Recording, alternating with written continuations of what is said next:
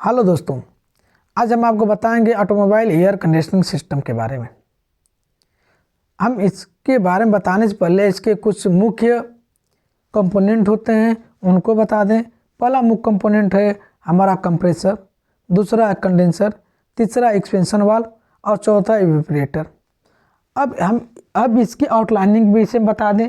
देखिए, यहाँ से कंप्रेसर से हमारा आउटलाइनिंग आता है कंडेंसर में, कंडेंसर से हमारा आउटलाइनिंग आता है एक्सपेंशन वाल्व में और एक्सपेंशन वाल्व से हमारा आउटलाइनिंग आता है इवेपोरेटर में। अब देखिए, हम यहाँ पे कंप्रेसर और कंडेंसर के बीच की जो ये लाइन है इसको हम बोलते हैं डिस्चार्ज लाइन। अब यहाँ पे इवेपोरेटर और ये कंप्रेसर के बीच में जो लाइन आता है हम इस लाइन को बोलते हैं सेक्शन लाइन।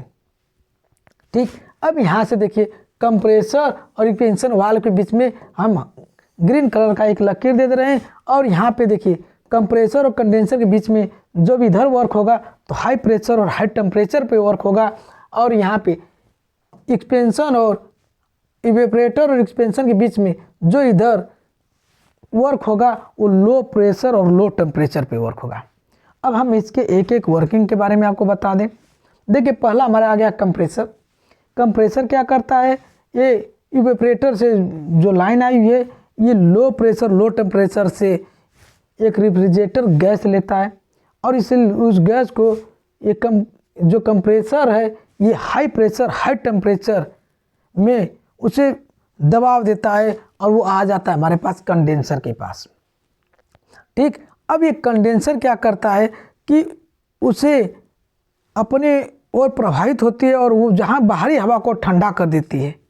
ठीक, और जिससे उच्च दबाव वाले तरल पदार्थ में परिवर्तित कर देता है।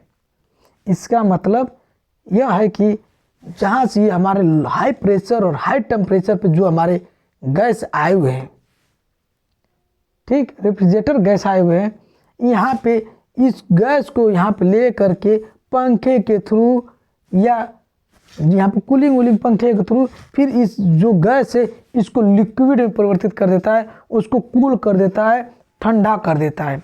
कौन? कंडेंसर। अब फिर ये ठंडा कर करके हम इसे ड्राइवर के पास यहाँ से देखो ये जो ये लाइन दिया हुआ है ये कूल कर देता है लिक्विड में। अब ये लिक्विड में जब कूल कर देता है तो यहाँ से आकर के हमारे एक्सपेंशन वाल्व पे आ जाता है, और जब एक्सपेंशन वाल्व पे आ जाता है तो ये एक्सपेंशन वाल्व क्या करता है, देखिए एक्सपेंशन वाल्व और ये कंडेंसर के बीच में हाई प्रेशर और हाई टेम्परेचर पे हमारे लिक्विड आए। अब यहाँ पे एक्सपेंशन वाल्व ने उस लिक्विड को अवशोषित कर करके उस लो प्रेशर लो टेम्परेचर पे हमारे पास कहाँ भेज देगा, इवेपोरेटर पे। अब जब ये इवेपोरेटर पे हमारे लिक्विड आ गए तो ये क्या करेगा, लिक्विड इवेपोरेटर को जो मिश्रण जो हमारे हैं एयर और कूल और क्या बोलते हैं टेम्परेचर प्रेशर, उसको क्या करेगा धीरे सा यहाँ पे इवेपोरेटर में फिर उसको निकाल करके उसको गैस में परिवर्तित कर देगा, अवशोषित करके उसे गैस में परिवर्तित कर देगा। यह प्रक्रिया हमेशा चलता रहता है। एसी को बोलते हैं automobile AC conditioner system. Okay, thank you.